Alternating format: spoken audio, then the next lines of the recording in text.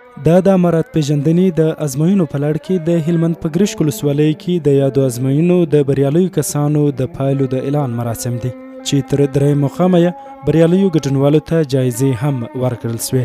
د سیالیو بریالي کسان دا ډول ازموینې ګټورې بولي او په خبره دوی د اسلامي امارات په اړه هغه معلومات ترلاسه کړه چې هغه حساسي وه. امارات پیژندنې په مطالعه سره بیا هم موږ د دې په اړه ډېر زیات معلومات ترلاسه کړل او همدا رقم د هغه لومړي د دې خوځښت د رامنځته کېدو د تاسیس لاملونه به هم وپېژندل چې دا په افغانستان کې هغه د ملوک طایفي او د قتل او د ظلم پر وړاندې مثلا دا یو ډېر ښه اقدام او یو ډېر ښه قیادت و چې پیل شو. دا خو ډېر ښه کار دی د نوي نسل په روزنه کې تر څو زموږ نوی نسل چې دی د امارت په اړه معلومات ترلاسه کړي ځکه په دې کتاب موږ د امارت د دواړو دورو په هکله پوره معلومات ترلاسه کړي. امارت پر ضرورت چې دلته کوم ضرورت چې دا رامنځته شوی دی. پر همدې مهال د هلمند سیمه ییز مسؤلین وایي دوی به لا هڅه وکړي چې دا ډول سیالۍ په لاره واچوي او دوی د ټولو تعلیمي ادارو سره تر خپله وسه همکاره دي.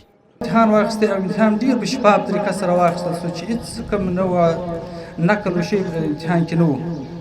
نو نن بیا اوس هغه ورځ شروع ده چې د کوم شاګردانو چې هغه امتحان ځینې اخیستل شوی د هغه نتایج اعلانېږي.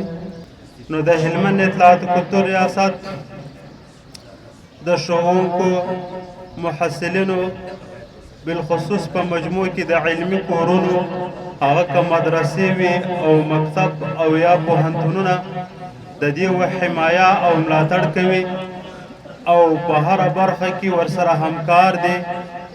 په یادو مراسمو کې یو شمیر دیني عالمانو د اسلامي امارات پیژندنه د هر افغان مسؤلیت یاد کړ. هیڅ چاته تمه نه کوو، خپل خدمت به خپله کوو، خپل د دین دفاع کوو، د خپلې خاورې دفاع کوو، د خپل نسل دفاع کوو او خپل نسل په اسلامي تربیه داسې تربیه کوو چې عصري تربیه ولري ام دیني تربیه ولري. ویلی سو چې د هیواد په نور ولایتونو کې هم د امارات پیژندنې تر عنوان لاندې سیالۍ په لاره اچول سوي دي.